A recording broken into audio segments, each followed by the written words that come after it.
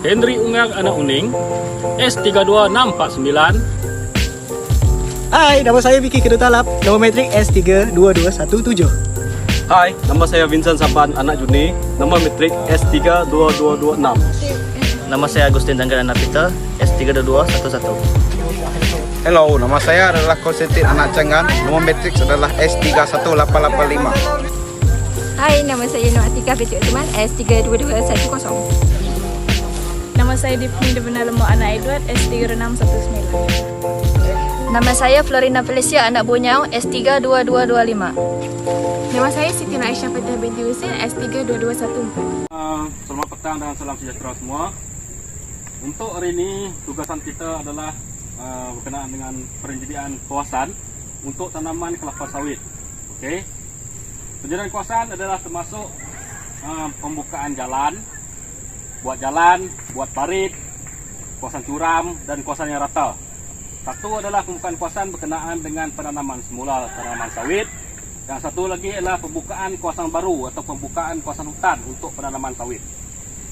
Okey, untuk seterusnya berkenaan dengan pembukaan kawasan ini, satu adalah kita akan buat pemeriksaan kawasan ataupun clearing. Dan kerja yang kedua adalah kita akan buat laluan jalan ke dalam ladang sawit, jalan utama dan juga jalan-jalan yang kepada blok-blok di dalam ladang sawit. Yang kedua dan yang ketiga adalah kita akan buat parit di ladang dan juga berkenaan dengan bagaimana kita untuk mengolah kawasan-kawasan yang rata untuk penanaman di ladang sawit dan juga untuk bagaimana kita mengolah kawasan curam. Sepertinya kita akan buat teres lah, ataupun dalam bahasa Inggerisnya kita akan buat terracing untuk penanaman di kawasan curam untuk penanaman kelapa sawit. Kita pembukaan kawasan ataupun penyediaan kawasan untuk penanaman kelapa sawit adalah antara peralatan yang kita gunakan kalau untuk kawasan besar yang berskala besar ataupun kawasan-kawasan ladang yang berskala besar, kita akan gunakan jentera satu, tenaga manusia untuk menebas, dan juga kita akan guna parang lah untuk menebas, cangkur. Kalau kita guna tenaga manusia untuk ladang yang berskala besar, selebihnya kita akan gunakan jentera untuk mengolah kawasan untuk penanaman kelapa sawit di ladang. Okey. Antara peralatan yang kita gunakan adalah pertama, untuk hari ini kita guna yang simple aja. Yang biasa, satu adalah parang untuk kita menebas kawasan kawasan paku pakis lah, untuk kawasan paku pakis yang jenis resam-resam, untuk yang senduduk bulu dengan senduduk biasa tu. Okey, yang kedua adalah cangkur. Cangkur ni untuk kita buat pembersihan, kita kopek pembukaan tanah, kita buat sticking ataupun clearing. Kalau ada sticking, kita buang dia ke tepi, dan ataupun kita racik dia ke tepi. Dan juga untuk cangkur ni kita boleh pula juga untuk menjadi buat parit dan juga buat jalan untuk kawasan di penanaman di ladang kawasan kelapa sawit. Okey. Jadi cangkur ni juga kita boleh gunakan untuk buat terracing. Kalau sawit kita tu bukannya sawit yang kita tanam dengan skala yang besar. Okey. Jadi seterusnya untuk kerja-kerja seterusnya saya serahkan kepada rakan-rakan yang lain untuk cerita ataupun untuk penerangan yang lebih lanjut. Okey, dalam proses pertama dalam aktiviti pembersihan kawasan, kita perlu melakukan aktiviti menebas rumpai. Seperti yang Anda lihat, kita perlu mengawal rumpai ataupun menebas rumpai dengan menggunakan para panjang.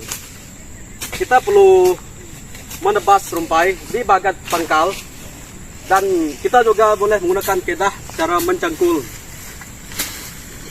Seperti yang Anda lihat, ini adalah amalan kultural yang kita boleh lakukan dengan menggunakan tangan.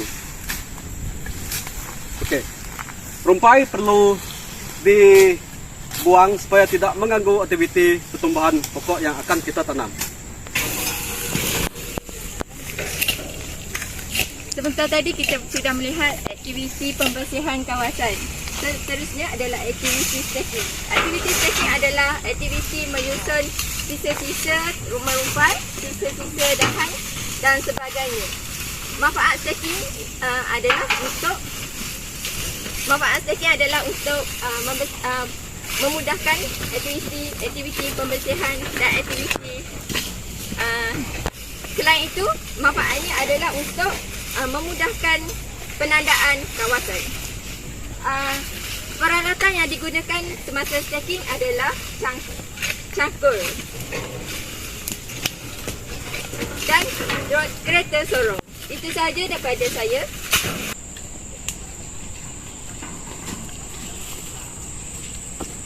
Salam sejahtera. Untuk proses yang ketiga adalah penyediaan jalan kawasan tanaman. Okey, fungsi penyediaan ini adalah untuk memudahkan proses pembajaan, pengangkutan barang tanaman dan untuk harvesting. Fungsi jalan ladang adalah untuk membawa hasil tuaian pergi ke jalan utama. Okey, hello. Ini adalah contoh parit ladang yang terdapat di kawasan kelapa sawit lah.